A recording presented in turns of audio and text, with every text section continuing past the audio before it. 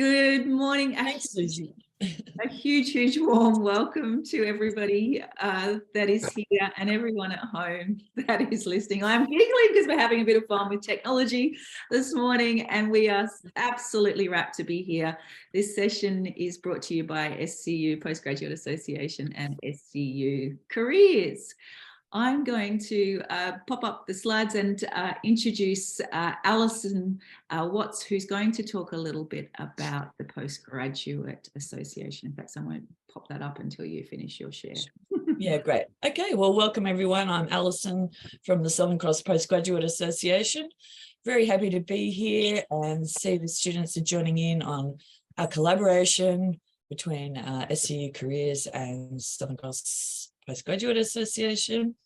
So we'll be recording and posting the link up to the SCPA YouTube channel, and I can send the link out later. And so today is resume and LinkedIn profiles for success. And then I just want to remind you that next week, I think, is the final of a 4-part series, interview skills. Welcome and enjoy, and I'll hand it over to Bec. Thanks so much. Lovely. Thank you, Alison. I just want to draw your attention to the top of our little chats that we've been having here. On the top of the left-hand side, here is the link information about how to become a member with the association. I'm going to kick off. As Alison mentioned, today we're doing resumes and LinkedIn. If this is the first time that you're joining us, I really encourage you to have a look at the previous workshops, or pop a little folder on your computer so that you have them saved for another time. At the end of this series, I'll also pass on a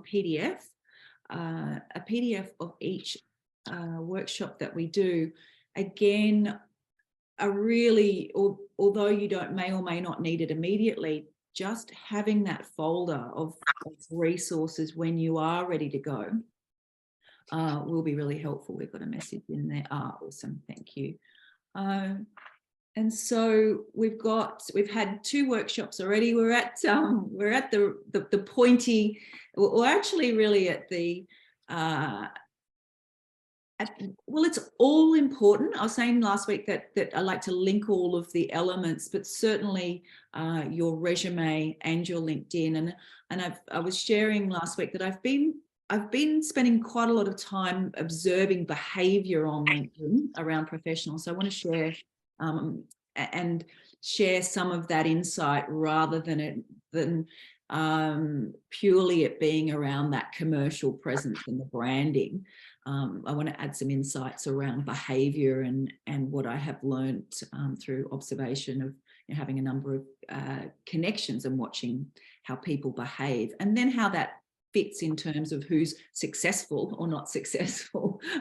Because I think there's some, not necessarily myths, but one being that you have to be active and do everything on LinkedIn to be a successful professional. And that's actually not necessarily true. There are many people on there that are hugely successful, and they're not necessarily on LinkedIn every day. Okay, I'm going to share my screen. And I can figure out what's going on here. We'll get a little look at my, apologies, let's scoot to the top here. All right. I have a couple of, I have my co-host here, Tanya, who has been joining us, but we also have Ahmed and Ali here, and it's so beautiful. And I'm encouraging them at any point in the chat box to jump in and to make any comments, any questions, clarify, ask me to clarify anything, because it's the questions that you ask that really help me to facilitate this session. So as we said, this is brought to you by SCU Careers and the Postgraduate Association. Before I get started, I'd like to acknowledge, I'd like to do a welcome to country and acknowledge and pay my deepest respect to the ancestors, elders and descendants of the land upon which we meet and study. I'm mindful that within and without the buildings, these lands always were and always will be Aboriginal land. A couple of minutes ago, we were talking about the amazing service of SCU Careers. There's a number of different ways that you can access their resources. This is the easiest way. It will bring you to a landing page, then you can make appointments. We have consultants across Lismore, Gold Coast and Coffs Harbour. You can meet them face to face. And I'm a huge advocate for face-to-face meetings. I know it's harder in the world that we're in, and we've all sort of got used to doing things behind the scenes. But if you are close to a campus, I really encourage you to go and have a chat to one of the consultants face-to-face. They do look at all sorts of documents for you in preparation for your next role or for transitioning. I cannot recommend the team highly enough. They're professionals, they're engaged with industry, with industries and academics, and are working. You may come across some of the team. They work in conjunction with some of the academics in various different schools. So they're a wonderful, wonderful team. And one of the things that they do a lot of mock interviews, but one of the things that they don't do a lot of, however, my observation is they don't do a lot of interview prep in just somebody preparing for an interview. And over the last couple of years, what I have really observed is, we're trying to get the balance right of, spending time on your cover letter and resume and all those things. But I see that there's a real gap in people's capacity to be really well prepared for the interview. That is sort of a little bit of a segue for our session next week. However, what I have seen, certainly also based upon my time working directly with that team, is that and then in some other different settings over the last couple of years, when people do practice even a few times with somebody, even if you practice with a friend or family, your improvement, even from between one practice round up to 3, is enormous. And once you get the interview, you're down to the small pool of people. Your chances are, of course, much greater than, when you're preparing your resume. However, spending a few hours, half a day, doing everything for that, then you won't set yourself up to have a situation. I've got somebody that I know at the moment that is an incredible professional. For whatever reason, doesn't always, is getting a lot of interviews, but not quite getting over the line as much as would be liked, and to get the roles that she wants. And it's not someone that makes it sound like I'm really bad at my job. It's it's somebody in a working situation, somebody that I know and observed. And I'll talk more about that next week, because when I talked about career success, one of the things that I have been observing both in my own career journey and also in others is that we all have stories about what will be, or they'll find out about this or this or this, and that we carry that into the interview. So I'll talk about that next week. We can also carry it into cover letters and resumes. I've seen people say, I don't have this and I don't have that. It's more likely to happen when you have imposter syndrome and other. It doesn't even have to be as big as imposter syndrome. Does somebody have a question? Did you have a question? Somebody, I've just got a few. Go back to. Did you have a question, Tanya? Oh no, it wasn't you. I thought. Oh, we got some chats going in there.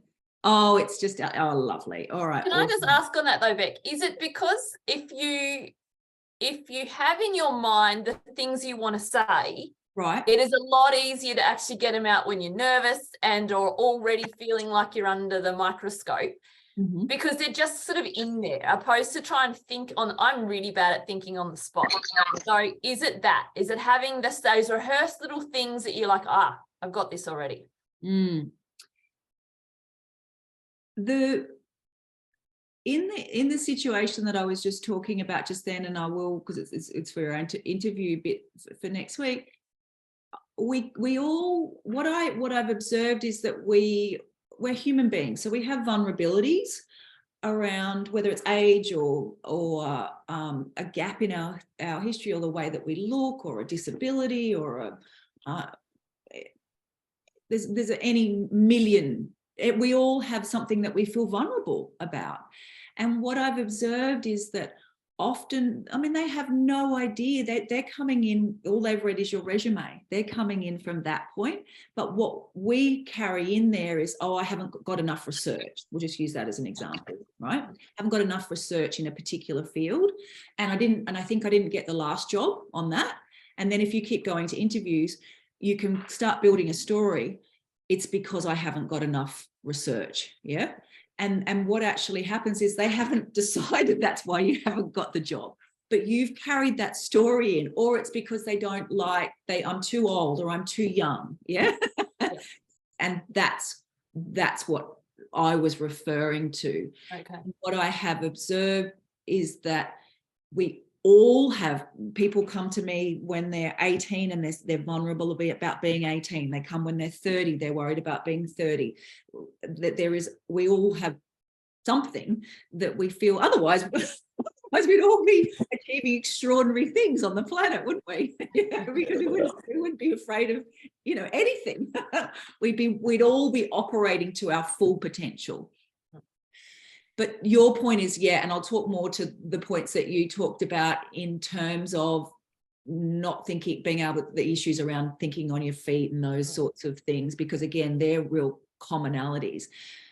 However, practice and preparation, you'll find that if you have gone through lots and lots of different scenarios with the team and with other people, then you will find that you will be better equipped, because it will come more naturally, because they'll be like, oh, there it is. Whereas if you just go in cold, does that make sense? Yeah. Cold, you've got to try and warm something up that you haven't accessed for a couple of years, or, do you make sense?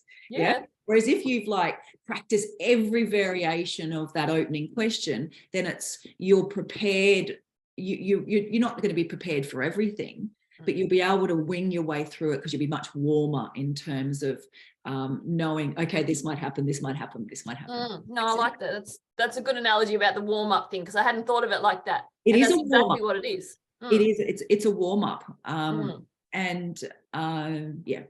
We did digress. However, what I do always say is that all of these elements of success, they're all linked, because you do a cracking good resume, which we're going to be talking about today, and you've got a LinkedIn that you're really proud of. And then you get to that final bit, and what I see is so many people don't practice. And then even if they do practice, then it's tricky to get feedback. It's hard to get honest feedback. And we'll talk about that too. And that's where I cannot express to you how valuable the SCU careers team are for that practice. And also I can't express to you enough about how much I have seen people grow and improve and go from a pass or a credit to a high distinction in terms of whether you would definitely, and it's really just from 2 or 3 rounds of practicing. It's there you are. That person matches that resume, because people will have a high distinction resume, high distinction cover letter. However, they go in with a pass or a credit for their interview, but they don't know that they're only a pass or a credit, because you can't see who you're up against. Yeah. And if you're not practicing, you don't know until you get into the interview, and then it all kind of goes a bit pear-shaped. And you're like, oh, whoops. Does that make sense? I mean, that makes complete sense. I've never really thought of it in that way before, but you're right, of course. And And I guess we can make assumptions. Oh, well, I got to the interview, you know, it's a shoe in, or the other, you know, we either feel better than or less than. And so then you go in thinking, oh, well, you know, I'm terrible at interviews. And then you talk yourself out of it. Yep. All right. Beautiful. I digress. However, we will go back to where we were. And in fact, again, I'm so conscious that when I do digress, all of this is linked. Now, your resume and your interview, it should reflect the absolute best of who you are. And in that first week, I talked about understanding about you, and then also looking at what opportunities are out there. Now, the more you know about being really clear, and I talked about this last week, really clear about what it is that you want to, what's important to you, what you want to achieve, what's important in the type of employer, what sorts of behaviors do you, you know, are they looking after the planet? Are they engaging in other corporate social responsibility activities? And are they genuinely doing those?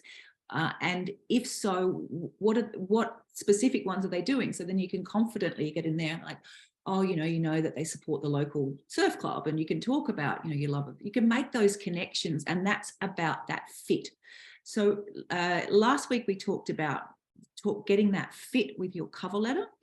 This week you're going to keep building on that fit of your personality, who you are, what you love to do, and that is communicated. So when they pick up your resume and they look at their LinkedIn, they're like, oh yes, I can see exactly how that person is based upon their whole package, not just the work experience that they have, but who you are in your entirety as a whole picture, how you're going to fit with their organization. Because what we can do is we can kind of get a bit caught on, I haven't got the right experience, or I haven't, you know, all the negatives, rather than, in fact, it's that alignment that they're looking for. And they're looking for, okay, perhaps you don't have all the skills, but we can see you fitting into our organization. And it's that fit that they will pick somebody who has less of the technical skills, but more of a attitude. They're demonstrating that attitude in the way that they present themselves in their cover letter, their resume, that attitude, that willingness, that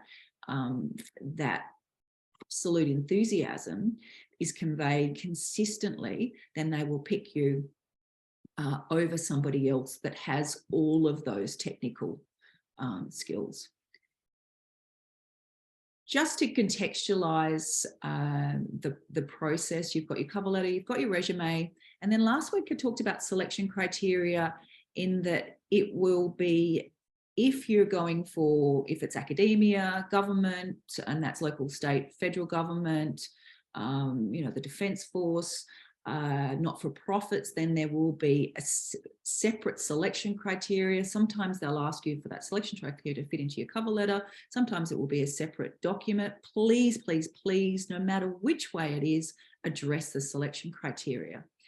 When you're doing your resume, they will tell you, they won't necessarily say how many pages, but they will invariably say that you must include a resume.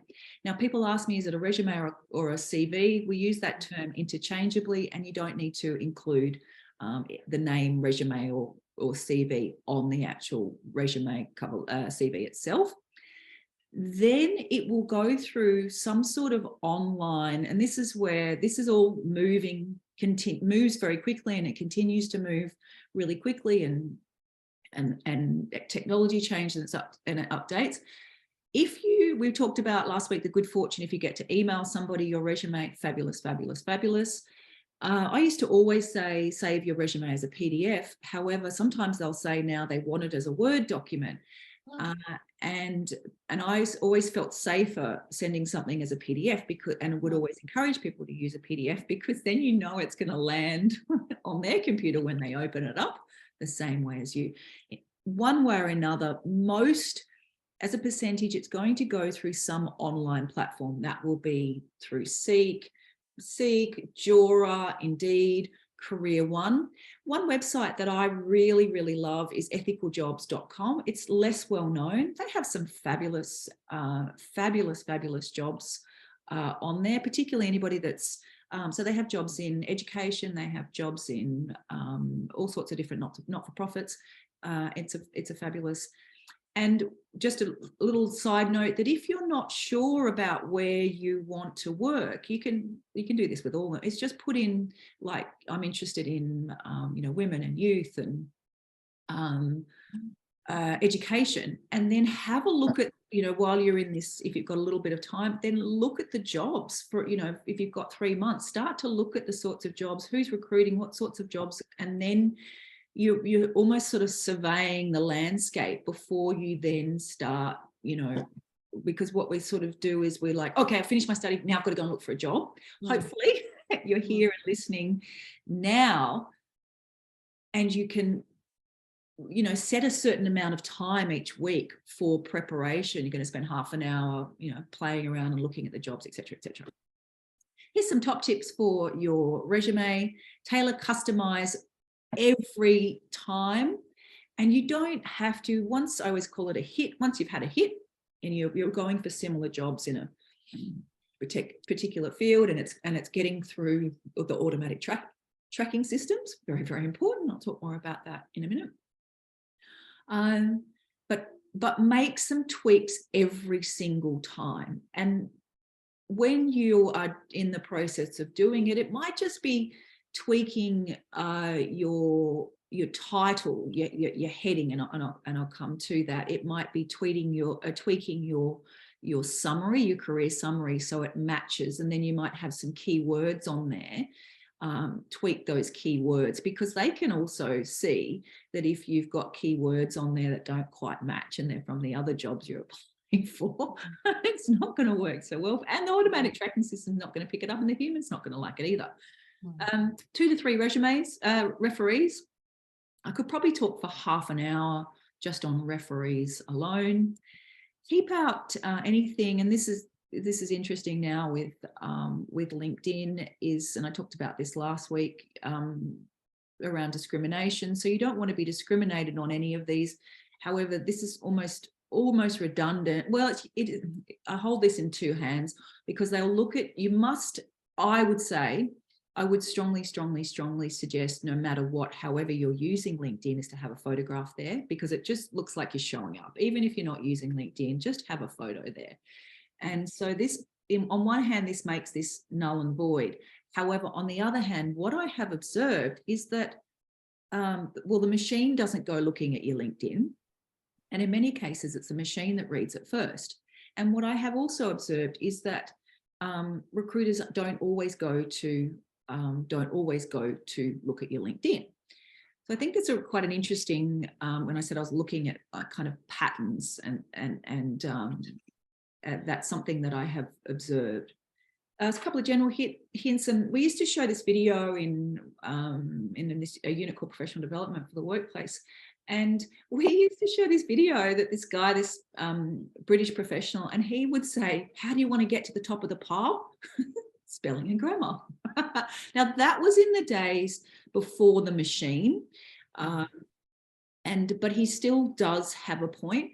However, again, some of this I'll hold with 2 hands, is that I guess in the world of, that we're in, of, with information quickly, there is a sort of a numbing down of spelling. You want to make sure you do the absolute best that you can. However, if your grammar's slightly off, it's not going to be the end of the world in the way that it perhaps may have been in the past. Consistent headings, formatting, font, and I'll talk about all of that coming up. Avoid graphics, tables, and keep it simple. Now, graphics and tables, because the computer hates it. Yes, did someone question? The computer hates it. Now, that's probably quite a poignant moment, because SCU, and I'm going to give you, I put this email address, this website in here before, just, I'm not affiliated with this organization in any way, but I've given people, and it's the one, there's a few, I've given people this Hayes, this website before. They're a recruitment company in Sydney. They've been around for decades, and they are up to date in terms of what the computer's like. I've given people their resume template. It's the one that's got, there's a few there. It's one that's got competencies at the top. Well, competencies in it when you're looking for which one I'm suggesting. I can't really kind of open it up and show it on here, but I don't think there's any harm in sharing. It's a free template, and I've given it to quite a few people and they've done really well in using it. It's actually the one that I personally use myself, but it's not dissimilar to the ones that are on. So Seek have some templates as well. So it's really about preference. However, it is about preference, but it is also about what the computer likes. Computer likes the, oh yes, 2 secs, Tanya. The computer likes the Seek ones, and the computer also likes the SCU. So when you go onto the SCU careers page, we have templates on there. The computer loves those. Again, there's not too much difference between those and the Hayes one. The reason I particularly like the Hayes one is the competencies on there.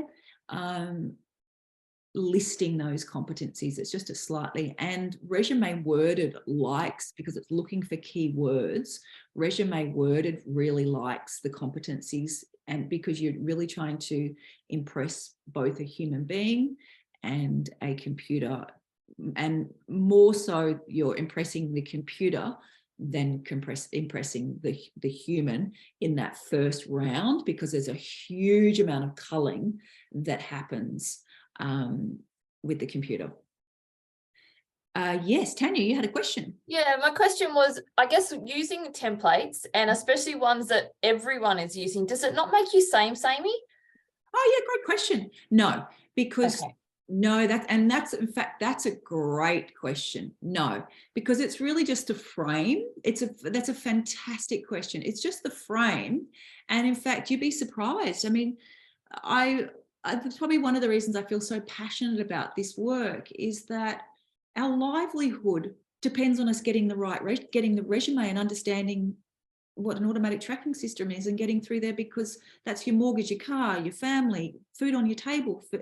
And so, no, I would say that there are there's 500,000 Australians unemployed. And I would say a good percentage of those people, they're incredible. I mean, they're all awesome human beings, but I would say a good percentage of those people just don't have the right tools. Nobody's told them what the tools are, and then they've tried to use their own tools, and for whatever reason haven't asked for help, could be shame, whatever. And so I would say no, there'll be nothing same, because your content will then be your own. But what you will be doing is it's such a fantastic question. What you will be doing is you will be looking at the job advertisement, and you'll be using all the words, right? So that when the human picks it up, they're going to love it. Yeah. You'll also be using all the words from the job advertisement to do your resume as well. And when they advertise your position and they put it into Seek, they have to put some words in there, all right? And they've got to put some requirements around the words. So the more time you spend trying to learn about what, and it gives you feedback when Seek, but the more time, and yeah. So you still be you, because it is you in your, however you need to match and fit you to what they say they want, if that's it. But what you're really doing is that shouldn't be so hard as you start to play around with this, because if you keep a really clear eye on what your values are, your goals are, the type of organization, and you just get really clear, that sounds a bit hippie and a bit new age, but it is what this sort of space looks like now. If you get really clear about, no, I'm not going for that, $19 an hour job just to get a job. I'm going to do whatever I have to do, and I'm going to get this job so that there's not a false economy in that, I'll get that crap. Sometimes there are, and I won't say that there aren't times where you need to do the $19 an hour job and then you keep going to get some money. I'm not saying don't do that at all. And you have to have multiple pronged approach, but you don't want to sell you. What I see often with grads or people that have been out of work or anybody feeling vulnerable is you go in and undersell yourself. And then what happens is that kind of some self-fulfilling prophecies happen, rather than, you don't have to say I'm amazing and I'm the best human being, but you need to know that you rock as well. Yeah, it's that equanimity, like, we call it in Buddhism, where it's just, you are enough. Yeah. And you've worked really hard. And I'm so conscious that, that those of you that are doing postgraduate studies, you're not doing it for fun. Yeah. Well, you are doing it for fun, but you're doing it for a better life, for your family and your whoever's important to you. And which means that to get to that point in your life, you've worked friggin' hard. and many people come back to study, that's not easy, or move to another country, which is what our mature age students or people, they're doing additional study. It's not just popped out of school and, dad's paying me $200,000 a year to study, part-time, and I don't have to work. You know what I mean? You guys are working really hard. Yeah, you're right. And I think that it is easy. And I've been sort of in that position where I've just gone, maybe I'll just start doing something that's way under what I should be doing just to get in. Yeah. I see what you're saying, because it's really easy then to be stuck in, and then you never go for what's higher. Yeah. And you want to be, it is about striking that balance, of course, because you want to go for what you are worthy of. And that comes from that process of that self-awareness and those things that we talked about in that first week of unpacking what actually makes me different. And it is, in your case, it's all, all those years of other work, employability, and you're getting that, okay, you have the specific things you're learning in your postgraduate study, but that doesn't mean all those other years of work, it's just reframed into a different setting. Yeah, and you bring those skills, of course you do. Absolutely. Yeah. And what I've observed is that it can become a self-fulfilling prophecy, particularly if you're feeling vulnerable as you go through that transition, is that you can undersell yourself, and then you got higher to get to where you're actually supposed to get that worth. Yeah. And it is about striking a balance. I mean, sometimes you just have to get food on the table, but you get food on the table with the view that this is not forever. All right. So the job that you're going for, where you're putting your resume together, is just getting, but while you're preparing for if you have to, if there's some urgency, we don't all at every time in our life have the luxury of waiting an extra couple of months, to get the right job. So I'm not at all saying, but ensuring, however you approach it, that if there's a period of time where you work as a cleaner or, whatever it is, you're working in Bunnings, or that if that's Bunnings and you want to be there, brilliant, and you're happy with that, perfect. But if you're in Bunnings and you want to be doing something else, that you remember Bunnings is not all who you are. Yeah. Yeah. And I guess it's also spend time on it. Don't just go, I'm in, so therefore I'll just wait it out. That's right. Got to keep pushing to be where you want. Yeah, and I think that's a really important point, because you can lose faith, and then you can start building a story. If your perception of Bunnings is less than where you thought you would be, then you can build that story and get and say, well, all I'm worth is, the paint section of Bunnings. Now, for some people, the paint section of Bunnings is all they've ever wanted. But if it's not where you want to be, then exactly right. You need to dust out that resume, or more importantly, talk to your lecturers, your tutors. You're going to have more luck by talking to your neighbours, doing a little bit of micro, rather than then just going straight back to where you went, straight back onto Seek, and then letting the same story play out. Because what we'll do is when we're vulnerable too, we'll go to that safe place, and then we can reaffirm a story. I'm going to stay in Bunnings paint section forever. And so we just need to be mindful that when you pick yourself up, and you've got to do something different, because if you keep doing the same thing over and over again with your resume application process, then you're going to get the same result. and so at that point that you just made about, you know, having another crack at it, absolutely. But you then need to go for more of a 2 or 3 pronged approach rather than just kind of, you know, sitting back and sending out that same resume that can tell you that you are, just remind you that you're not good enough, if that makes sense. Does that make sense? Did you have a question, Ahmed? No, for me, it's like I go for the lower. It hasn't worked out for me at all. Like, Ah, obviously. I'd always go for the lower rank and do my best and show myself that I actually can do and a bit more. But the only can see is, oh, you can do this job, just stay in it. You're perfect for it. And they never put me up for anything higher.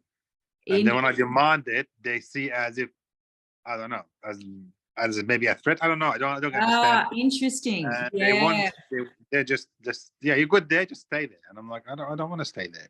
Yeah, and I think that's a really interesting point. And in fact, thank you so much, because I was thinking about that the other day, that when you get into I mean, it's fine if you're outside of an organization, you go into a different position, but certainly once you get into an organization, a bigger, small to medium-sized organization, and then you're perceived as the admin person and you want to get into training, or you're the casual and you want a permanent, or you want to shift that, then it can absolutely be a lot harder, because people have already built an impression of who you are.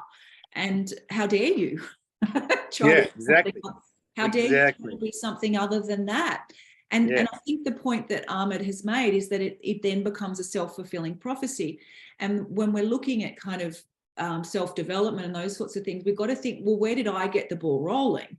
And in what we do is we undersell ourselves, and with the view that I am not worthy, rather than, okay, you don't want to go for something and then set yourself up that way as well, but you want to go for where you should be according to your and where it matches, and with an organization where it matches your relevant skills, experience, and where you want to be. If you keep going for that and it's not working, okay, you still keep that in mind. I want to get to, you know, run the airport, you know, be the whatever, the ground manager of all the staff at the airport. You don't ever lose sight of that, but you just have to try some different strategies. And so you put that aside and you go, okay, for now I have to go to Bunnings, or I have to go and move to Melbourne. You never let go of the fact that you want to run the whole of the ground floor of the airport. You don't let go of that. You put it aside until you find some other strategies, but you don't keep going back and putting the same resume out to the same people to do the same thing. You've got to do something different. Is that for Ahmed, is that training more? Is that putting himself forward to different people? Yeah, like, how does he move up? Yeah, so one of the things is, yes, and it's a really a lot of trial and error in that, but sometimes you actually just need to pull out of the organization that you're in, because you are known. But I think Ahmed's point is so powerful, because what happens is that if Ahmed puts himself into a role and then spends 2 years in a role, then he's got a story on his resume that then is telling a different story of what it should stay, because he undervalued himself by going in there. Now he's got to almost autocorrect. If you know what I mean. And so that is why I'm so adamant about, when you're looking at these roles that you're going for with your resume, is that you know who you spend that time thinking about, well, who am I and who is it and what is it that I want to do? And do I have the qualifications for that role? And if you do, then you go for that. And then you've got to try some other.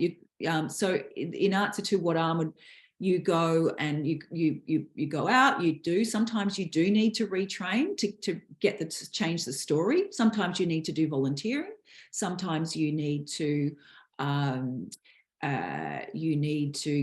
go to another organization and you need to change the path somehow, but you need to do something different. But sometimes you need to actually leave that organization, and because you are pushing stuff uphill that isn't going to happen, because they will always see you here, but in fact, you should be over here.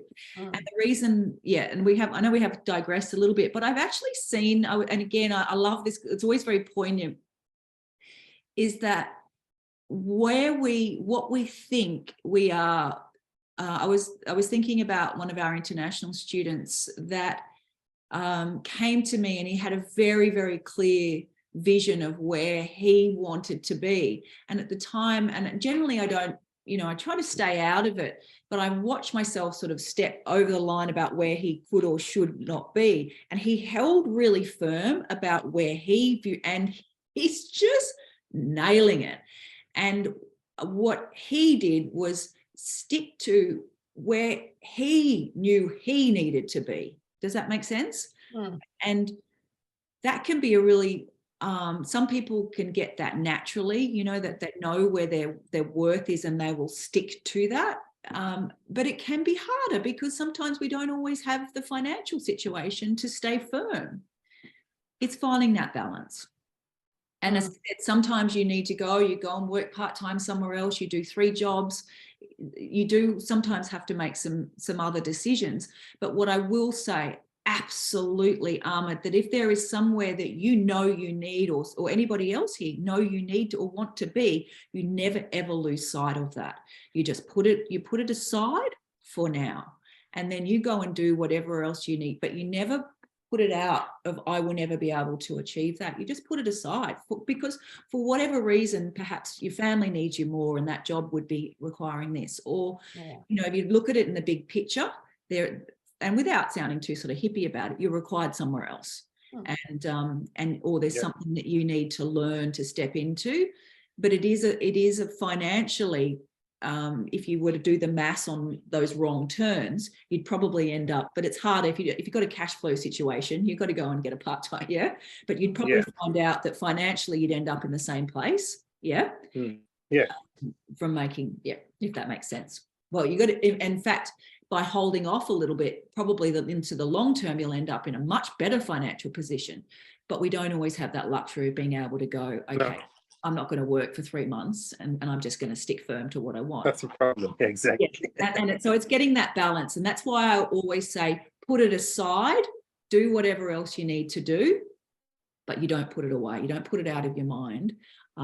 Because if you put it out of your mind, you're selling yourself short, because if it's something you are capable and ready to do that. All right, we'll just finish off a couple of these. Thank you so much. I need you guys here to really drill down all of the linkage between all of these weeks that we're doing and this process. Here are the key sections that I would, and this hasn't actually changed, and even with all the automation, the words will change slightly. You're always going to have all your contact details on there. A career profile. People put career, they put objective on there. I've never liked objective, and particularly for postgraduate students, you've got a little story. Own your story. And an objective is just, it's almost, I personally think it's a little bit of a waste of space. A career summary or a career profile is a few sentences that this is where you spend a little bit of time. You're going to spend a lot of time tweaking your cover letter when, as you go for jobs to jobs, but this is one of the places where you'll do a little tweak of your resume. Education, a lot of love with your education, particularly as postgraduate students. You can put grades in there. You can put subjects that are relevant. So if you you feel like perhaps you don't yet, which can be that tricky place when making this transition out of postgrad study, and perhaps there wasn't any placement, fatten out your education, fatten out the key learning from that and how it relates to your position. But we'll look at all of that in a minute. Summary of key skills and achievements. Tanya was asking that great question, aren't you all going to be a cookie cutter? No, because you're going to fatten out your education. You're going to have a beautifully tailored career profile that's going to have the words from their job advertisement. you're going to have a story, you know, you're going to have your education that it reflects beautifully to the job, your list of summary and key skills and achievements, all the things that you have achieved in your life is going to be so different from anybody else, because they won't have lived and experienced the things that you have to this point in your life. And that's how you can tailor. It's really tweaking and tailoring. It's a process, and that's where the SCU careers and those other tools, I would use all, you know, if I were to apply for a job tomorrow, I would use all of them. I would use my buddies. I would use the technology. I would use Career One. I would use Resume Worded. I would use my my LinkedIn, my network. I'd talk to people directly in my LinkedIn group, and I would use both a balance. If I were putting a resume together, I would use a balance. I would focus equally, probably 65, 70% on the technology, and then I would get as many human beings as I could in the business to have a look at it as possible. And with the example that I've given you, you've got about 4 different ways to get somebody to look at your resume without spending any money. Resume Worded, Career One, a human being and a computer gets to look at it. You've got the SCU careers team, and certainly after the end of this series and for the next couple of weeks, you've got me as well. If you took the feedback from those 4 different elements, and particularly Resume Worded, you get your resume up to 85% on Resume Worded, you have got a gun resume. Typical resume order. We'll take a break in a minute. And I think Caroline just joined us? So happy to have you here again. Thanks for coming, Caroline. We are just talking about the sections, the key sections, and all the variables in all of this. Now, one of the things that I would like to highlight, and I find this quite it's not the end of the world, but if you're doing postgraduate study that doesn't have some sort of placement, then you're really going to have to fatten out. You're going to put all the things that you learnt in your studies and anything relevant into the key summaries and into the education section.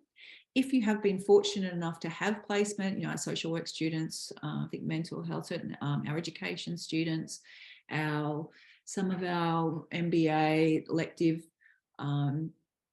if you've got placement, the placement is the new story.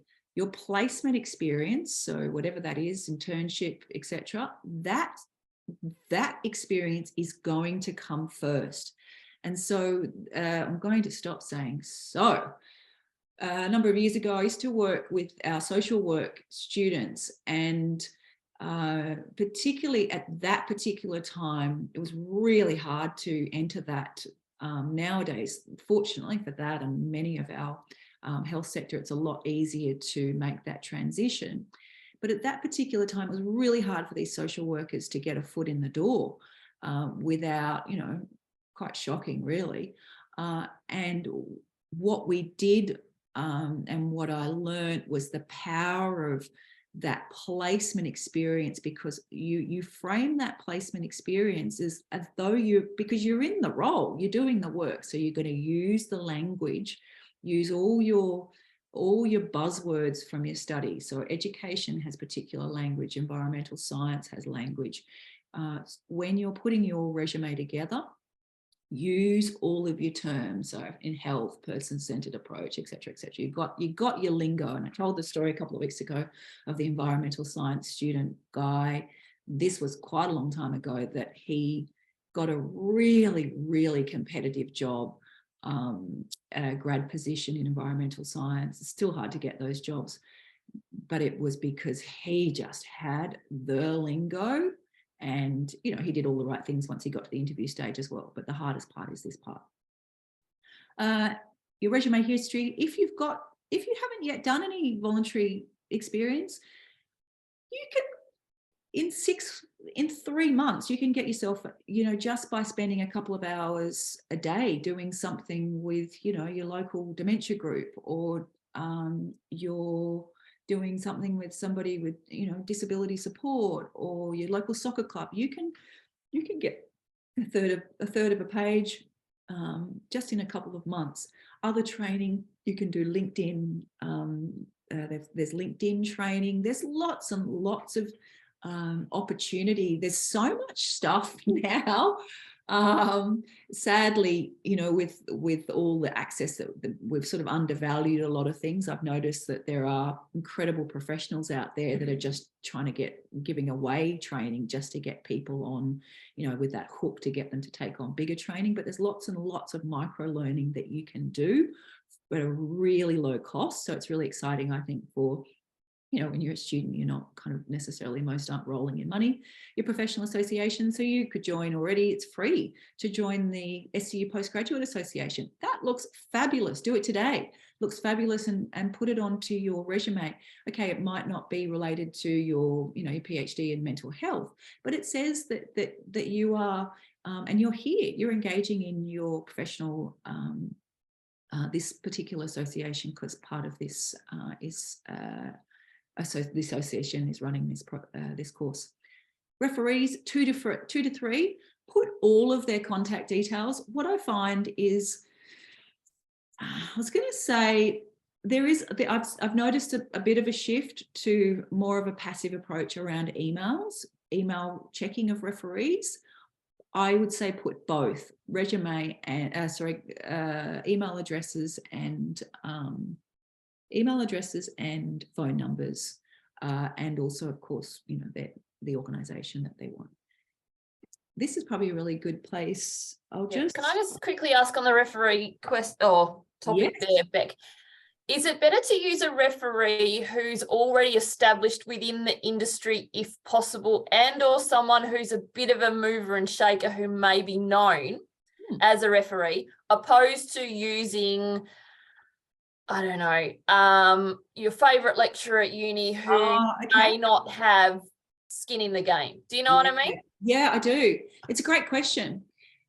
If you know, for example, say I wanted to work, I don't know, somewhere, and I was fortunate enough to already, you know, somehow know somebody, and I was able to then make that person my referee, do it for sure. However, by the time it gets to the referee stage, they've already made a decision, mostly about you. However, it's certainly really powerful in that, you know, they're going through a culling process, and then they have to look, and then they're like, oh, she's already got a reference from this school that she wants to work at. Yeah, hello. Yes. So absolutely, but it is the quality of what that referee then says about you. And it's a really important, I honestly could talk for half an hour about referees. But what I would say really importantly is that you're going for a job that you want, you're in this process and you're going to apply for a few jobs. As soon as you think or get any indication whatsoever that you are being considered for that position, you must contact. Text message is fine these days. People are, you know, very, I think, you know, I'm fascinated by how the role that text messaging is now taken in our professional lives over just sending. I got one the other day from, you know, a colleague that would almost like, oh, okay, yeah, sure, it's all good, you know. So it would be very appropriate. It wouldn't have been a couple of years ago, but very appropriate just to send your referee, depending on, of course, your relationship with them, and just to say, just letting you know. But if they're your referee, you should have some relation, just letting you know that because the whole, I won't sort of digress for a whole half an hour on it, but the whole onboarding, it used to have a very clear pattern about you went for an interview and then this happened and then this happened and then this happened. It's a little bit murky now in terms of when they call your referee. I've just heard lots of really interesting things that I haven't heard before. So, for example, a really formal job, somebody told me that they were told they were going for a chat, and then they ended up in a room. And this was in a, you know, wasn't any old organization. Then they ended up in a room, and it was a full-blown interview. Yes. And this person, I don't know that he complained. I can't remember what the end of the story was, but he was really upset about that. So Just keep all of that, but I'll talk about that all as we wrap up next week, because there's certainly some changes in that landscape. It used to be at this point they call you referees. What I would just say now is that any indication that they are considering you for the role, just let your referee know so they don't get the shock of their life. And also, you want them to be able to say the most fabulous things about you. And they will say that if they know a little bit about the job and they know where it is, and they know that they may be expecting a call. Because also, I don't know about you guys, but less and less do we now answer our phone when a number comes that we don't know, because we all get so many dodgy calls. And you want them to answer the phone as well. So much is changing and continues to change and it's just that sort of spin-off. If they can't get hold of your referee, they're frustrated again. Maybe it's a really buoyant position. They go, bugger, next. Yeah. And I mean, that doesn't happen. I don't believe that would happen so often. However, and it certainly would have happened before the pandemic, more so than now. In a couple of years' time, as you know, we go through this massive, I imagine we're heading into some dark times for a couple of years. Is that, but we'll be fine. You know, you guys will be fine where you're at right now. But in 18 months' time, this buoyancy may not be there. All right, and they'll just move on. Yeah. And no, it's good advice. You really want to just cover yourself, and also it's courtesy and it's respect for the person, because I have had a couple of instances, you know, where I'll never forget, I'm driving the car and I'm like, pull over, and then this lady's going, and I was like, it doesn't look good for the person. It would have taken them 2 minutes to just shoot me a text and say, it's fine. I think it all worked out for them in the end. But it can take you by surprise, because you're trying to remember who, you know, invariably that somebody that's a referee, you know, they'll have other people. We'll talk about they got a life too. They'll be like, oh, who was that? Oh, yeah. But if you've talked to them, you know, a week ago, if you immediately, Tanya, and it's not that you don't have that relationship or love that person that you're a referee for, but you may not have spoken to them for 5 years or 10 years. So true. Like, true. Oh, hang on. Yeah. And then it's not a good look. No, I get it. My second question was, with that, on placement, we got like a report, like a professional standards report. Amazing. Yes. Where would that fit into things? Yes, I love that. Thank you. That's why I need you guys here. Okay, and then we'll just take a 5-minute break. Sorry. I know it's so intense and I just talk nonstop, but I have so much to share with you guys. And I know I only get you guys for a short period of time. That's a great question. What you can do, and this has worked really, really well, and I love it. And, you know, one of your questions was around originality.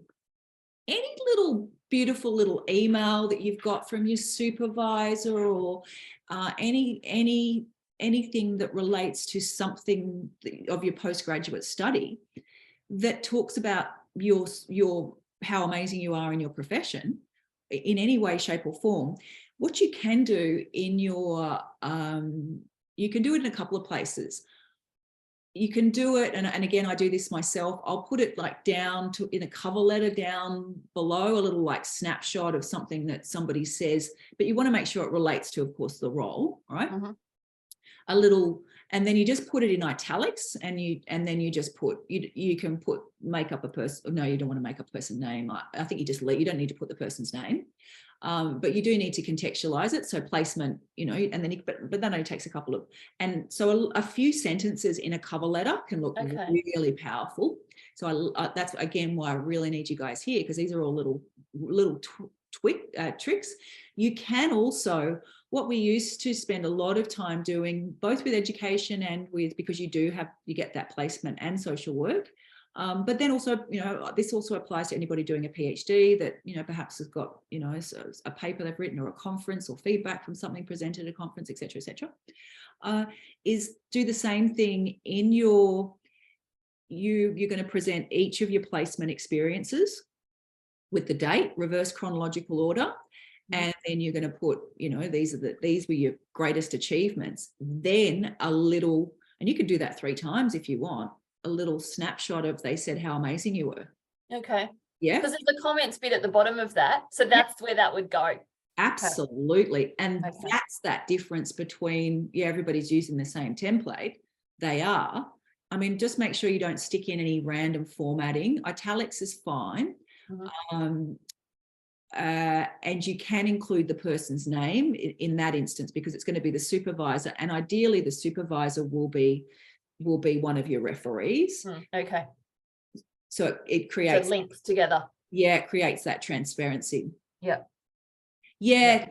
Caroline, at the end of the series, so the end of next week, I send out the PDF of all the slides, and also, if you have a look in your emails, there's it should be there, or it'll be coming again, is that a link to all the previous workshops, but the slides will all come out at the end. Yeah, great question. All right, let's just take a couple of minutes and then let's go back to the remainder of these slides. And then I'm going to spend another 10 or 15 minutes, just under that, on your resume.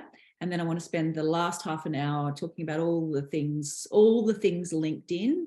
And it is appropriate to kind of have the bulk of this session around career success and linking all of these and resume, because what I have learned about LinkedIn is, where I started this session, is that I've really spent a lot of time in the last couple, not saying I know everything at all, but what I have observed is there are incredible professionals on there that I know because I'm connected to them. They're not doing anything on LinkedIn, and they're still, they're vice chancellors, and, they're all, I'm not saying I'm connected to all the vice chancellors, but, you don't have to be spending all day, every day. That is not necessarily the best use of your time, but I'll give you some tips on what I have seen work really well, and things not to do as well. It's always helpful to know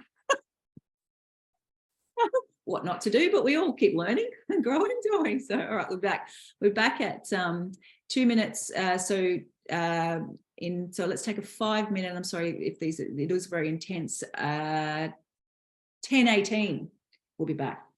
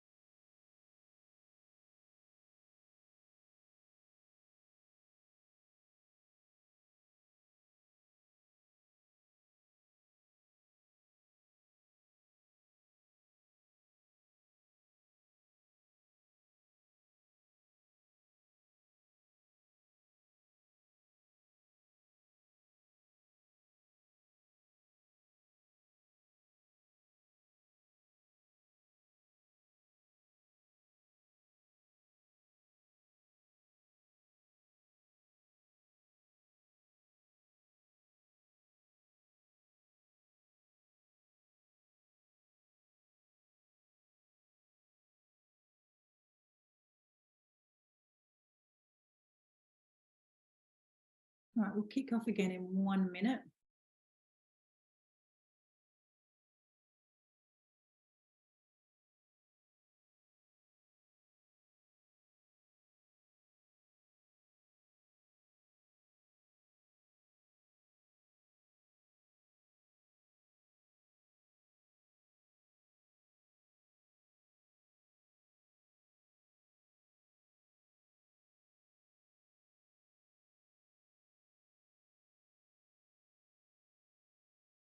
All right, this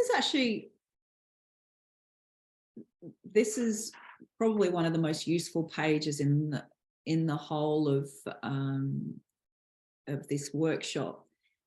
This is actually so the SCU, when you go on to SCU, www.scu.careers, you can get these templates. And then we have a template for, when I say we, they have a template, we're all we.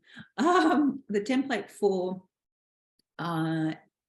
all different professions that you can then tweak.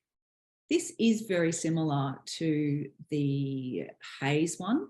What I like about the Hayes one is just above the career profile, you put like a bit like your LinkedIn. I think I've opened it so I can share my own LinkedIn with you. I don't usually do it, but I think sometimes visually it can just be helpful to get a bit of an idea. Is that it gives you can put some titles of what you are, so you can tweak. You're an educator, so you can put keywords of the title of what you are. So it could be something like, educator, agricultural specialist.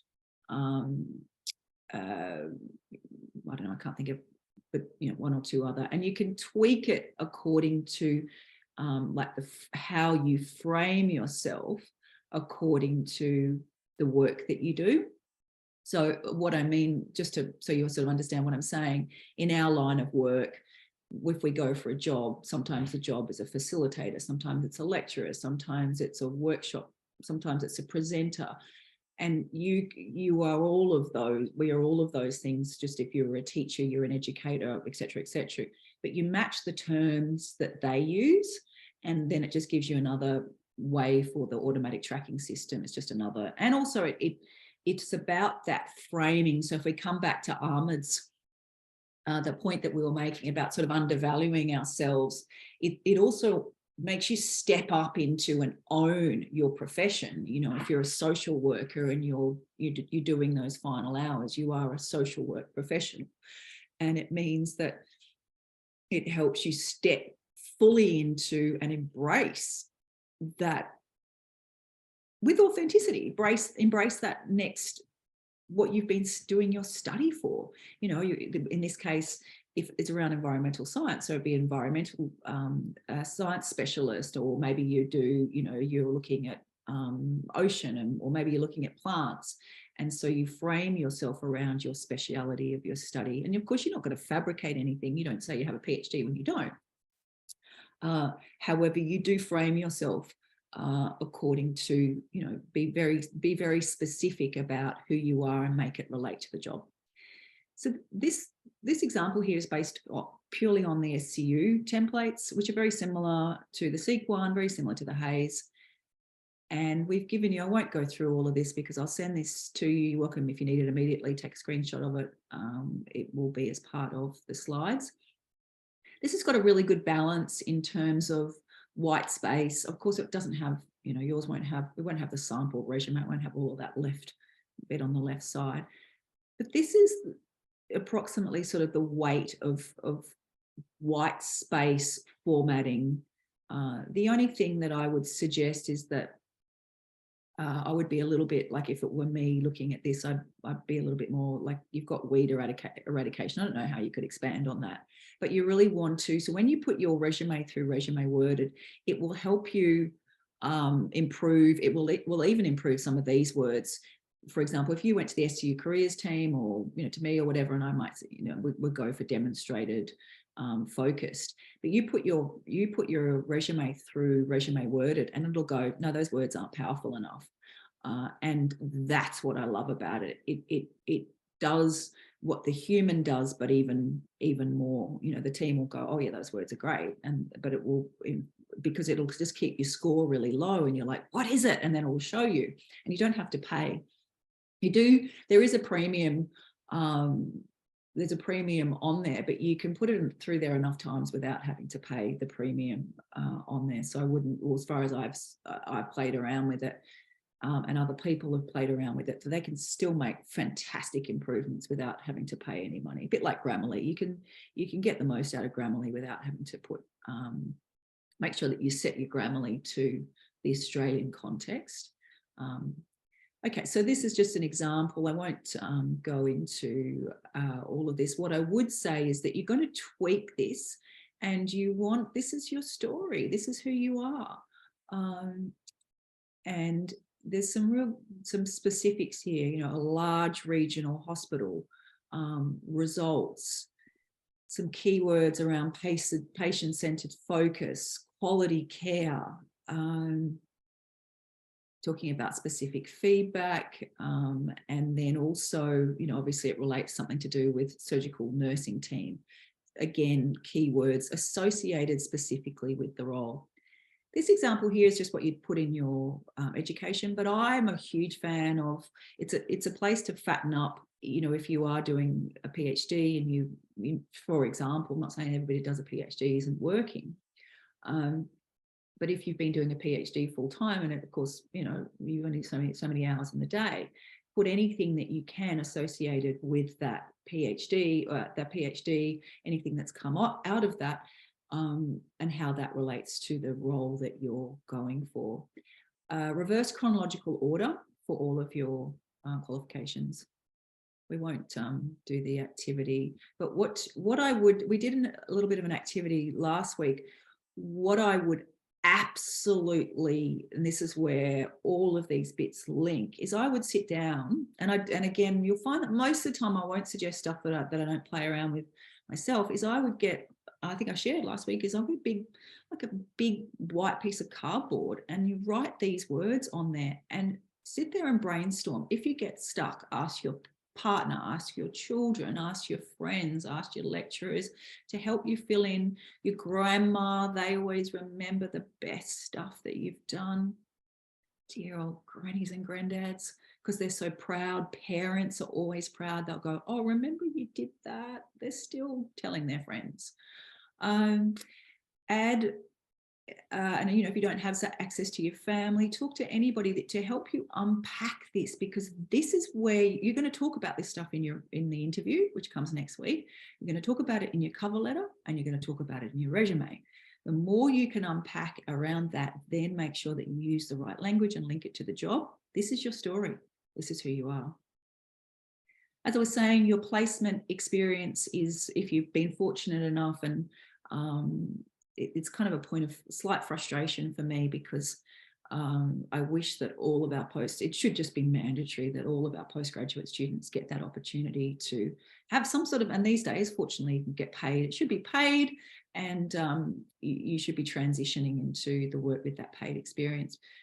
If you've got it, please give it all the love, and it should be, I always suggest that it comes under professional employment. You know, it's professional experience, so that make sure that you know that they know that you know that it relates specifically. Then you can have other employment, you know, where Bunnings paint section today is my theme, so we're at the Bunnings paint section, and that is, you still get awesome skills in the Bunnings paint section, my goodness, which would relate to, you know, you've got vulnerable people and in Bunnings, people just hanging out, and so you would split those up, Bec. You would have professional, and then you would have other. I would definitely, right. Yes, because you really want to frame yourself as a, you know, whatever you're doing your postgraduate study, around that very clear story of, you're going to be an environmental scientist, you're going to be a teacher, you're going to be whatever it is you're going to be.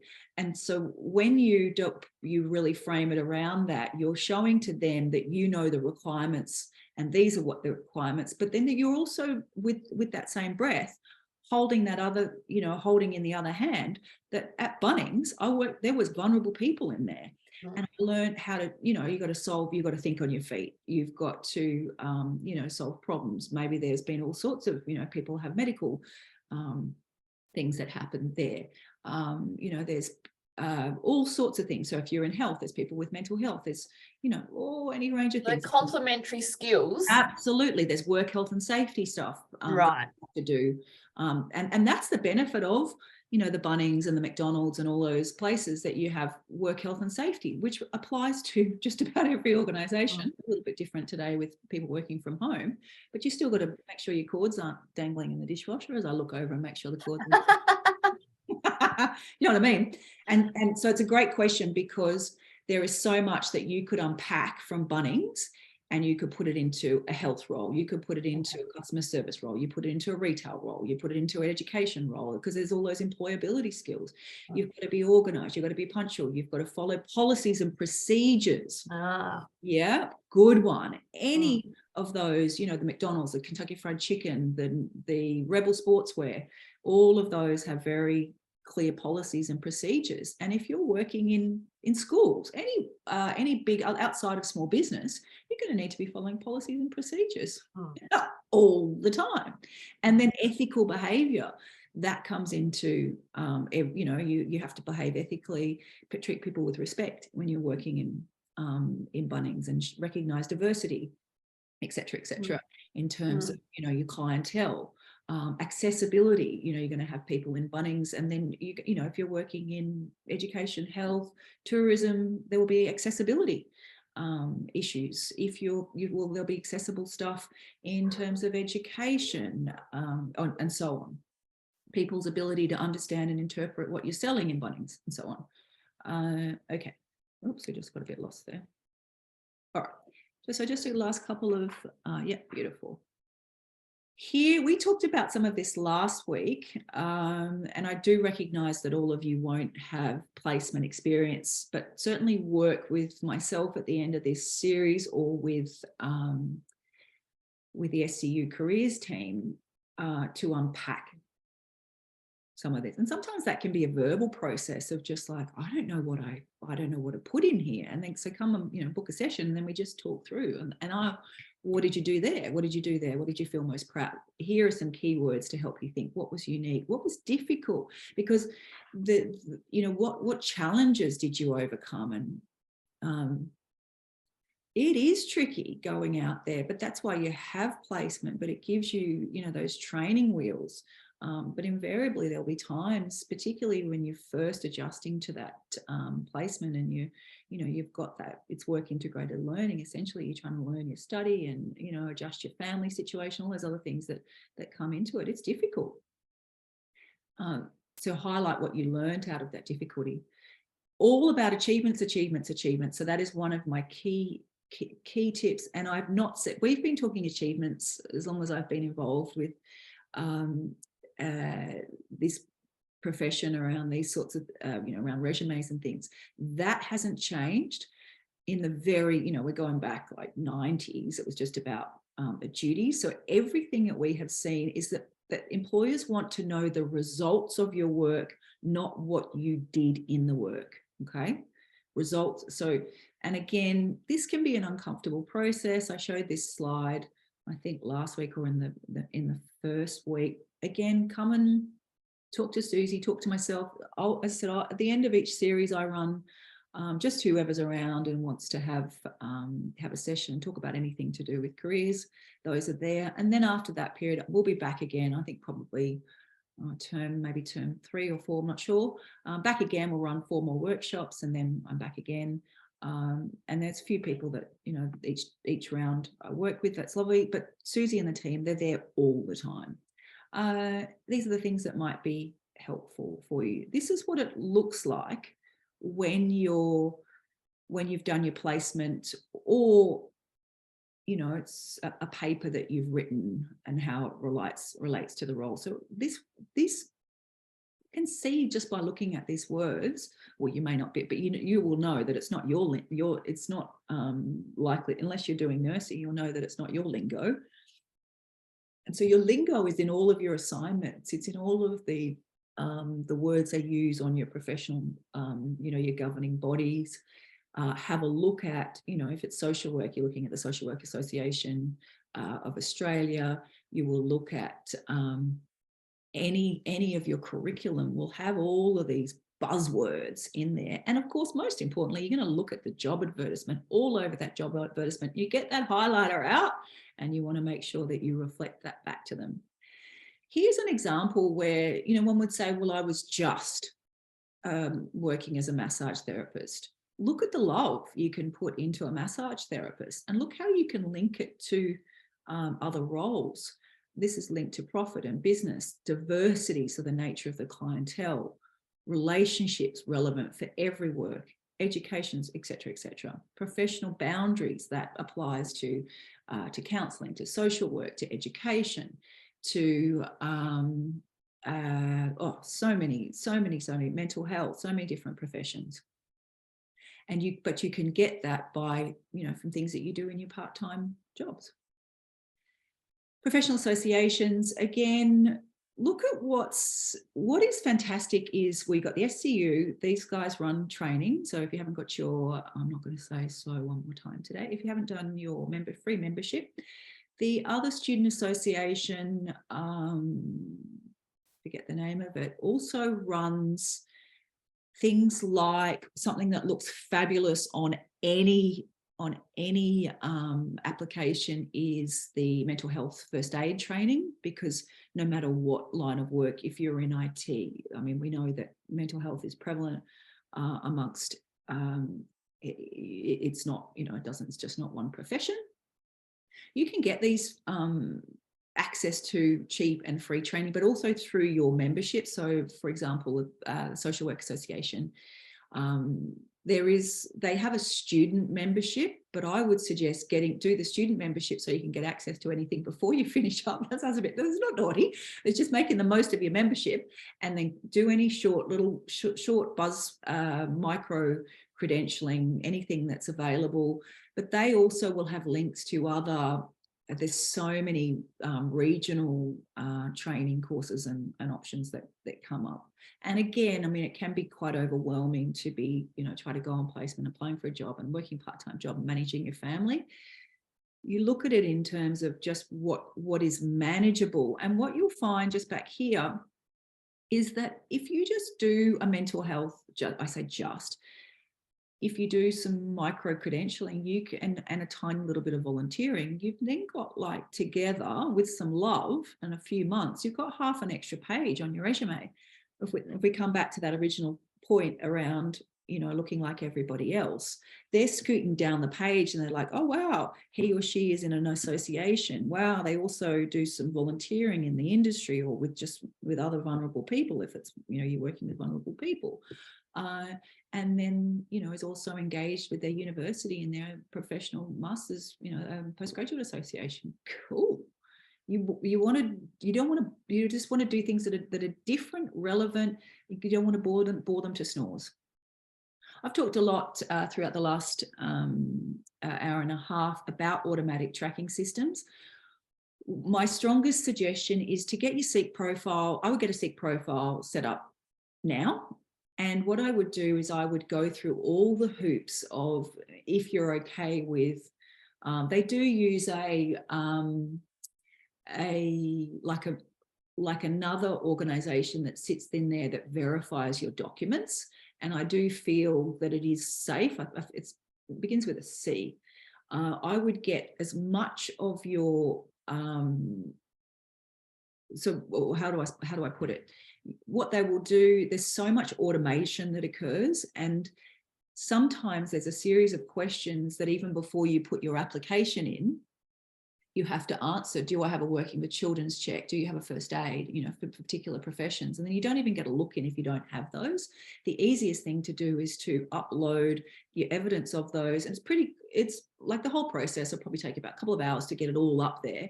And then all you have to do is just update it. You get you have to update your police check, and that's for many, if you're working in education, so many professions need these.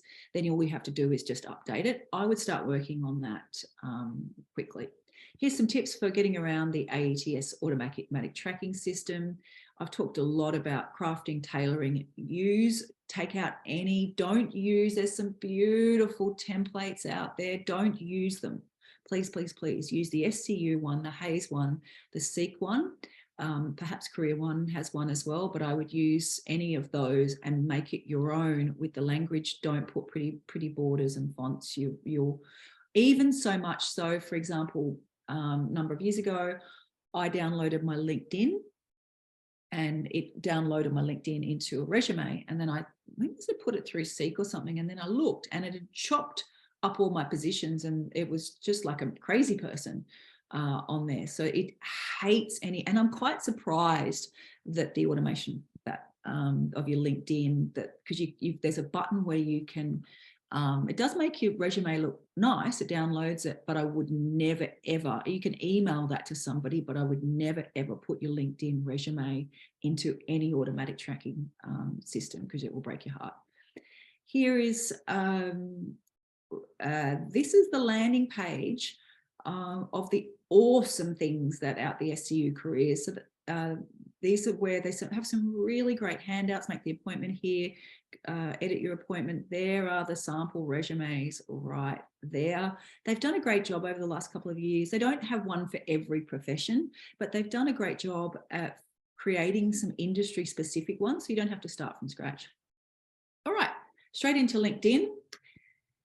And this is probably the most important slide of them all. Be clear about your motivation for being on LinkedIn. If you are, finishing your postgrad and you're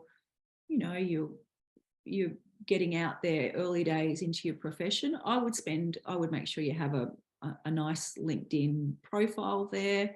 But I wouldn't spend all of my time there on LinkedIn. I would spend all of my time practicing once you get it, preparing for interviews, and practicing getting my cover letter, getting lots of feedback, and more importantly, before all of that, is looking for the work that matches the best of who you are, what you want to go for, that reflects where you're at this time, and that's where I put my energy. But here are some of my tips. Keep your profile, and I will share mine, not just because I just want to show you a couple of things on there so you just get, it's helpful sometimes to have the visual. Keep your profile genuine, authentic, describe the real you, be visible with your brand, not just who you are. I would suggest the same approach, but I want to show you what that looks like, about being specific and just tweaking your headings for where it's a little bit of refining and repositioning, and I'll explain. I've been observing somebody doing some fantastic repositioning of themselves at the moment, but doing it very subtly, and subtlety is best in that. It's a little bit like, so Ahmed shared that when people perceive you in a certain way, and even on LinkedIn, if you're there for a while, people build up a perception of you. Don't start off with a scruffy photo and then the next day you've got, then you're in your suit and tie. It's you might want to have to just sort of very gently reposition yourself up to this. Perfectly fine to be in the suit and tie, absolutely, but you want to make that shift a little bit more subtly. But it will be noticed. And as I said, I'm on there, but I'm on there because it's my profession. But I'm not on there, and that's what I want to say about what I do and do on there. But people are still watching, but it is not necessarily the be all and end all of your working and professional life. That is something I really, really, really, really want to say. Be consistent, keep your message, your brand consistent, show your knowledge, etc., etc. Help others. That's one of the key takeaways, is that a bit like Facebook, people that are on there, you become quite alert to particular behaviors on there, of like some shameless self-promoting. If you're going to do shameless self-promoting, just be careful. People do it. I saw somebody do it well, and it was really sweet. It was done really nicely because she she outed herself as doing shameless self-promoting, which kind of made me laugh. And I thought, oh, good on you. But I think subtlety is, for the most part, is best, because we've all probably had some sort of LinkedIn or social media where those people just do certain behaviors and you just, oh, just please stop. Summary, definitely have a photograph. You want to have head and shoulders. We want to be able to see, you, regardless of if you're never ever going to use it again. Definitely have a little bit of a blurb. Definitely have all your contact details on there. At the very least, have your experience. It says there, don't provide one-liners. What I have observed in my field, which is really interesting, and you know, I just have to keep watching, and so that I don't kind of sit back and say, well, this is how we used to do it. What I've noticed is professional. There's a real shift towards not including everything you achieved in every role, just the titles. I still think that, because you're just going to do, your resume is going to be fabulous, and then you just have to cut and paste. I think it's better but it's not the be all and end all.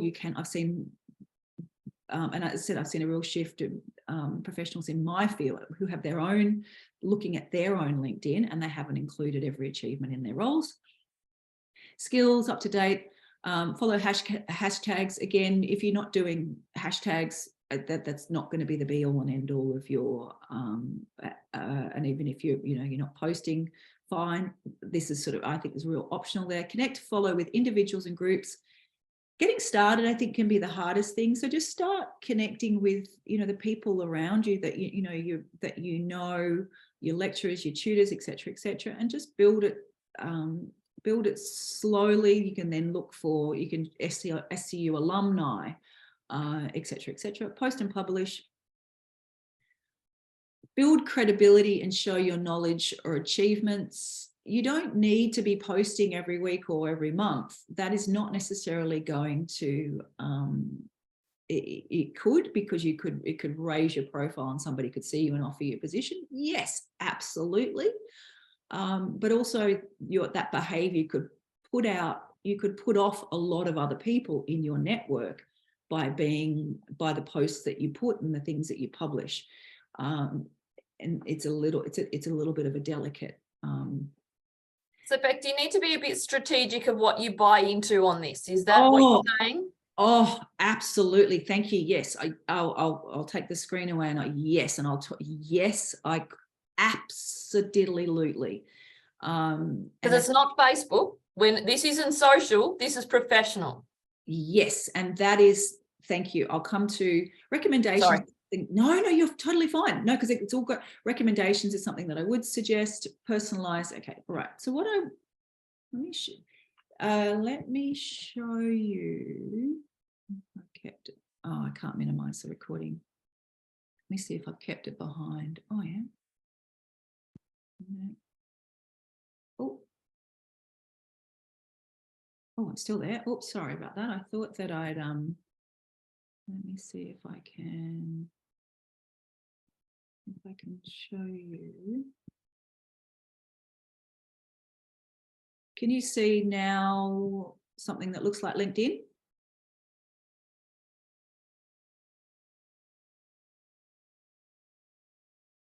We can see your page. Oh yeah, okay, cool. All right. Discerning, yes. I would be really, so what I started this class by saying that I spent a lot of time watching behavior on there, and whatever you do, it is like Facebook in that if you show, there's lots of things that I feel really strongly about, in terms of accessibility and just diversity, and however, there's lots of things we all care about, homelessness, all sorts of things. But if the more you go for big topics, and you just want to be, you upset that you could, because if you just, like, say for example, if we use accessibility, disability stuff, and if you keep, every time something about disability comes up and you like it and you love it and blah, blah, blah, blah, blah, it can be perceived that you're just trying to, it's a bit like organizations where they show superficial lip service towards that, like they're not really, is that really who you are? Or are you just trying to, so because the great criticism around, organizations have quotas to employ women, but when it comes down to it, they're just reaching their quotas, or it all looks like that on paper, if that makes sense. Yeah. And so if you sort of start loving everything around disability, and you could very genuinely absolutely care about, but it can be perceived that you're just trying to look like a good person, yeah, and look like you're into accessibility, if that makes sense. Yeah. And then that can put people off, and I use that as an example, that can put people offside because they can say, well, that's just bullshit. Yeah. Well, they see through it. That's right. That's right. Speaking of anonymity, just scrolling people's name. Oh, you can see who's now. Anyway, so authenticity, but it's also a fine line because if you work in that space of which, if we keep going with that example, I do work in that space, but in a different context. In yoga, I work with people with disability. But I'd probably, and perhaps into the future, we'll put it as part of, like it's part of of my profession. But then it just gets a little bit tricky because I think the place that I've come to with this is, who are you doing it for? All right. And so if I were to then love and like everything accessibility, what is that actually contributing? Is it just about showing other people that I care about that to improve my own profile? Yeah. So that people think I'm X, what. So what I come back to every time I look at something and think about what's my intention with this behavior. Yeah. So that then it's about that you operate authentically, not about just getting people to love or like you, because people see through that. Yeah. So unless it's your jam or you're passionate about it, yes, don't buy in. Yeah, absolutely. Right. Because what you'll see is that people are human beings, and probably just like on your Facebook, you've probably seen people say things, you go, oh no, I can't believe they just said that. Yeah. And people get it wrong. We all get it wrong all the time. Yeah. And then you don't want to isolate, there's probably people that, I don't know, I had a time actually where I honestly bumped things and I was like, oh my God, whoops. And you can lose people on that. But again, it depends on the value. When they're talking about, and this comes back to that point, it's about connection, not connections. Okay. Yeah. So if you want to think about, of these 500 odd connections in there, I had a period a while ago where I actually went through and had a look at the value of those connections. It was either soon after that comment. I thought it was a really, really good point, that you're in a space and you're in a room with those that you want to be sharing that space with. And it can, but initially if you're just starting out, you just think about all the only people that you know around you, and then you start connecting to those. And just bear in mind that, as you're transitioning out of your postgraduate study, that they're not going to, just because you've got 23 or 200 or 17, that's not going to be what they're going to decide about you're a professional. They're going to be looking at your placement. They're going to be looking at your PhD, things from you, if you're doing a PhD, what is relevant for the job. They're going to look at those other achievements. They're not, what I have observed, and somebody may argue me on this, I have not observed that employers they're not going to LinkedIn first, which is something that I was sort of under a little bit of an illusion about, that they go there. They're still really old school. The system, the machine goes to your resume.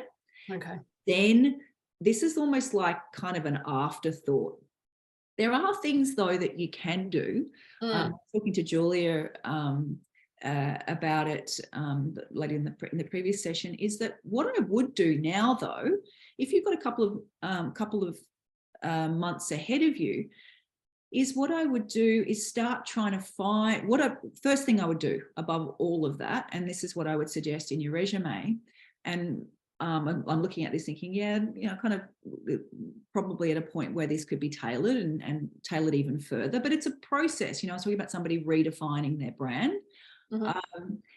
But I would get your terms up here, your core things that you are doing or moving in, stepping into, what you're professionally doing, what you love, what it is. And there's a real shift towards, I noticed one of my colleagues, really senior academic, and I love this. I love that we're moving into this space. He's got his role as a senior academic, and then he's a musician, and he put like musician. I was like, yes, because our career whole people, they're not just an academic, or whatever, but again, it's, I mean, most people don't have a problem with, most people value music or whatever, creativity. But your heading is important, because what will happen is that when somebody goes and looks in here and they type in, career coach, you want to see who comes up. And as time goes on. And that's what those keywords at the top are, that they are sorting out those people. That's right. That's right.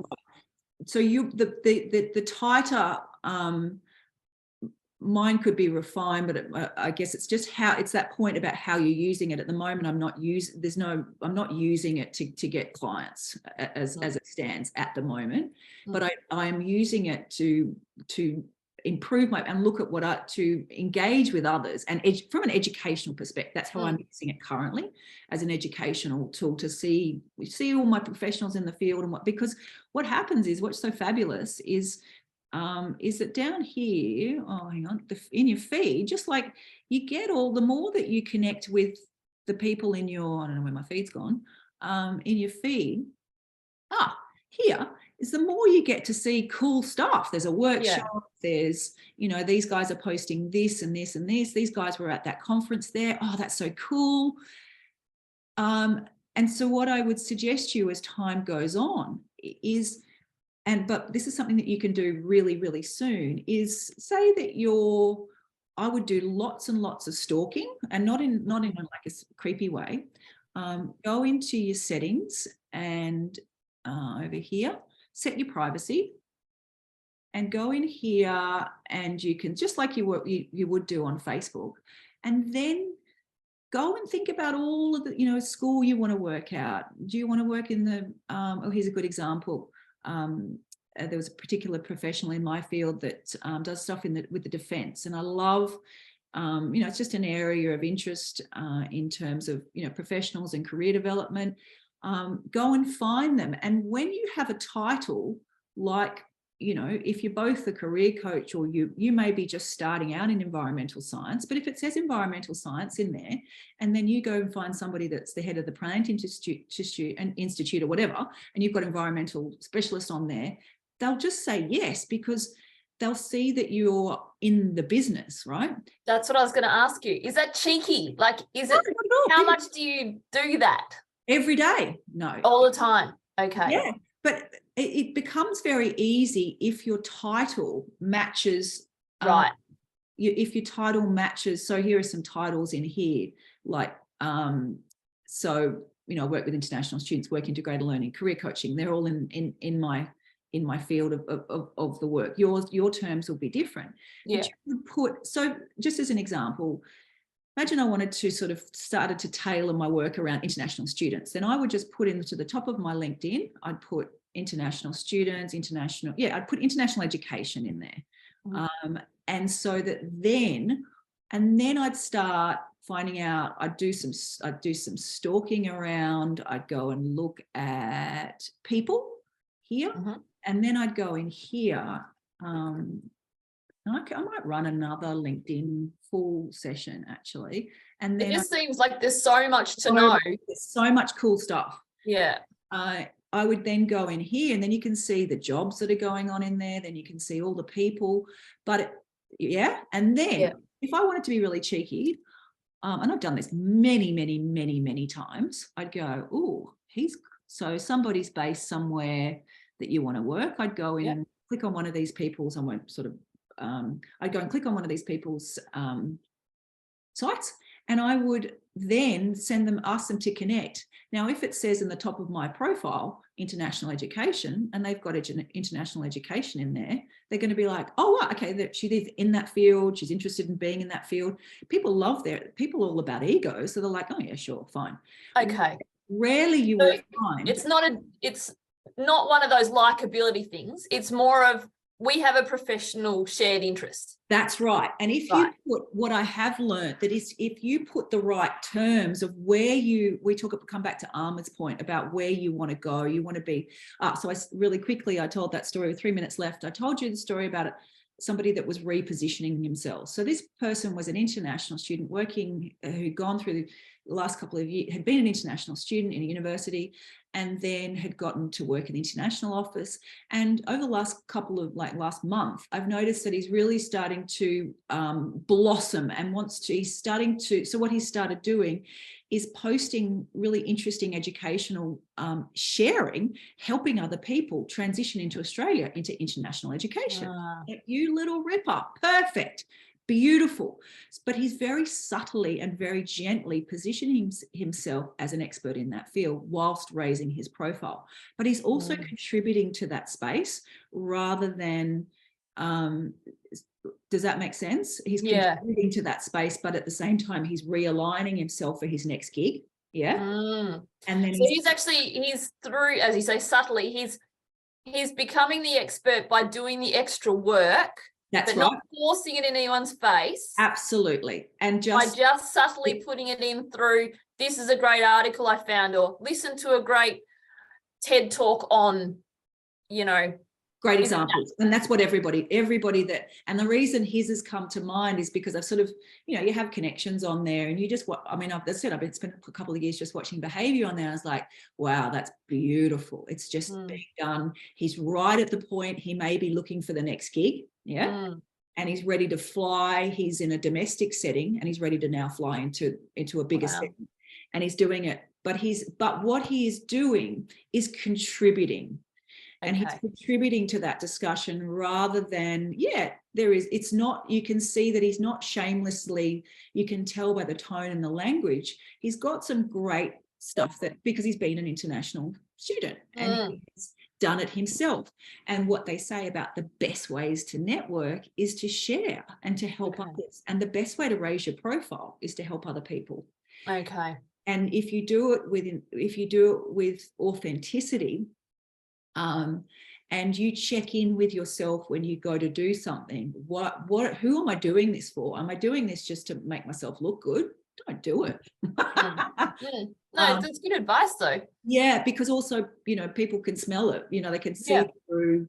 But that can be hard in the earlier days because you don't yet know who you are as a professional. So what I would suggest doing is get in there, start getting your connections, build those connections, and then watch who you like, and who you like to say and what they do in there. Then see if you can look at who their connections are, where have they worked, and it's almost like that positive psychology bit where you're looking more down what you like rather than going, oh, that's terrible, not gonna look at that. Look more at the behavior of people that are doing things that you really enjoy, that excites you and lights you up, and you think that's cool, that's interesting. You'll find life and your career gets so exciting when you approach it from that perspective of looking for more of the good, because in psychology and in life we're kind of told to let's cut out the bad, but we haven't been really taught to keep turning, and in the world that we're in at the moment, we need to keep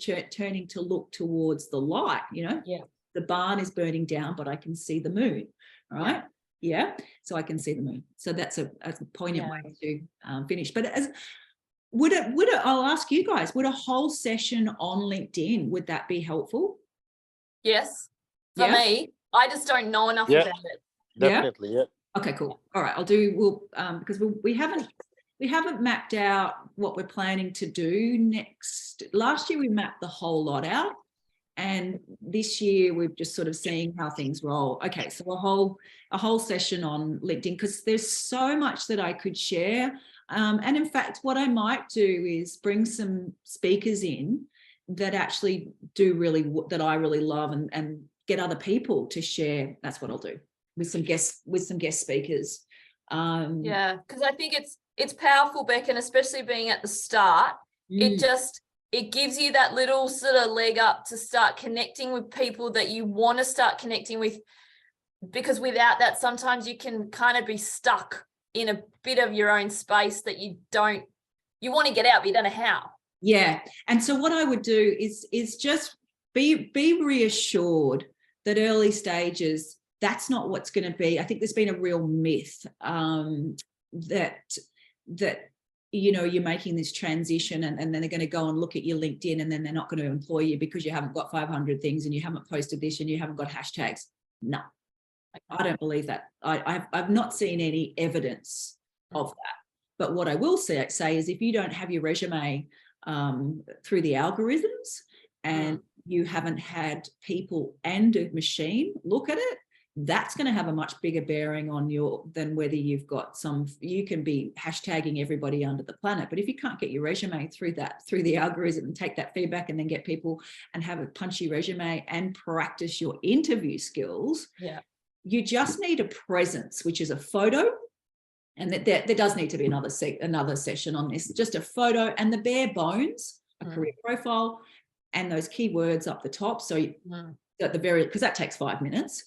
And then you can, yes, I will, because I'll talk about recommendations, all sorts of things that we can expect. There's so much. There is so much. No, but it's great because last year we ran extra networking ones because that was when I was sort of into it. People were like, oh, we need more of that. And I'm so conscious that I don't want to sit here and just punch out stuff that's not helpful, because then I want to give you stuff that you guys feel like you need. Well, so everything you've been giving us is helpful. Don't get us wrong, but it's just extra stuff. Yeah, extra stuff. And I've just seen in this conversation that there is really scope. But in fact, I might even go so far as to tell this person how much I've loved watching his post and actually asking him if he can come in and and share. I mean, it's a gift being able to being able to write like that, but he can share how because I've just seen it's just been in the last couple of months. Is that, well, how did that come about? Did somebody coach you? And it's because then it gives me a chance to reconnect, but also to hear it from other people, because he may know. So many people know stuff that, it's all good. No, I think that'd be awesome. I would definitely be in for that. Yeah. Okay. All right. That sounds amazing. Any other? Shmita, welcome. And we've just been blah, blah, blah. Sorry, I've been taking over again. I'll stop talking. But, if you guys aren't giving me that feedback, you still get helpful stuff, I'm sure, just general stuff.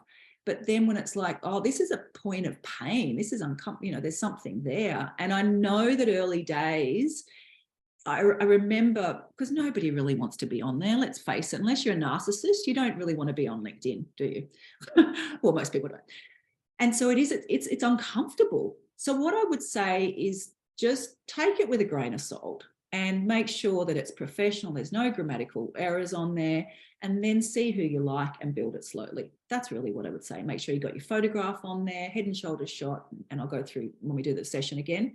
This is what I would say to make sure to get it a little bit better. Let's put this, and this in, put it down, and then focus all your energy on your network, your placement, reconnecting with people from your placement, your supervisors, your PhD, people you've worked on projects with. Who do they talk? Who do they suggest? Hang in some corridors if you're in that PhD landscape. Go onto campus, meet with your your supervisors, hang in corridors. That's my gift. Oh, beautiful. Oh, well, I'm so glad you're here. Hang in corridors would be my top tip for anybody who wants to get into academia. Hanging in corridors. You've got to be seen. If you want to work at, UQ or Griffith or SCU, you need to be sitting on their campus, drinking coffee. And then you're going to make your way into somebody's side office and then sit in the other side office. And then suddenly, oh, yeah, I can be a research assistant. And then you're a research assistant. And then they asked you to go here. And then, oh, yeah, I'm here. Oh, yeah. Oh, there. That's how it works. It's almost all of those nothing connections that make a big difference. Oh, you do need to be my co-host. because you've got this really beautiful way of, like, you know, you're almost coaching, helping me to coach the room, because you're adding those words that then expands what that meaning is. And that is really what those nothing connections, because 85% of jobs are not advertised. And so the passive approach is, you know, I've just run a whole session on resumes. However, that may not be how you get the job. You get the job by hanging in corridors, or you get that job by talking in the lift. You're talking to the gardener. You're talking to the lady in the post office. You're talking to your kids' teachers at school. That's how you really get going. And okay, it may not be that dream job or whatever, but initially you're just like, I just got to get going. You go and do that, and then you start to feel better anyway. Even if it's not the job, you're out of the house, you've got commitment, you just start to feel better anyway. If you've had a period of like, you know, you're back out in the world, you have to front up. They say that, you know, work is so good for mental health because people have to just get up and get going. But it changes your outlook on stuff. It makes you actually feel like you're part of society, opposed to just being in the background. Yeah. It forces you to be a part of it. You got to show up. Yeah. And that's what they say about mental health, is that you for a minute, even if it's for half an hour or 2 hours in a day where you go and volunteer, for that 2 hours while you're helping that dementia patient, you're not ruminating about how it hasn't worked out for you. And that's what then creates energy that then, you know, gets you going. All right, we run over. Any final questions? I love you guys being here. I hope it's been helpful, Ali and Caroline. So lovely. Is there any final questions or comments? This recording will come out to you, so you can go back over. All the slides will come at the end. I'll be running one-on-one. I usually do about, I don't know, we've never not had enough space for the people that do it, so you can we'll talk about that at the end. And but if there's just your next one, Bec, I think it's further up the feed there. Is it the it's interviews, and it is interview skills. Yeah. Interview skills. I find that the enrollments kind of get quite low for that one, but I would hate, there's some just simple things. And actually the simplest thing of all is prepare. Yeah. Practice. That alone is it. But there's lots of other things that I can help you guys with next week. Yeah. But next week is the last one. Oh, thank you. I love being here. Alison will send out the link to the recording. Sign up for the next one. That will also, thank you very much. Oh, my pleasure. That one is, the link is there anyway already for next week. And yeah, we'll see you all. Can't believe we're here again. Friday. It's Friday. It's like, what? But anyway, I hope you all have fabulous weekends. I love being here, in case you haven't noticed. Thanks for your time, Bec. As always, you nailed it. So thank you. It's lovely to have you guys here. We'll see you guys next week for the last one. All right. See you all. Take care. Bye.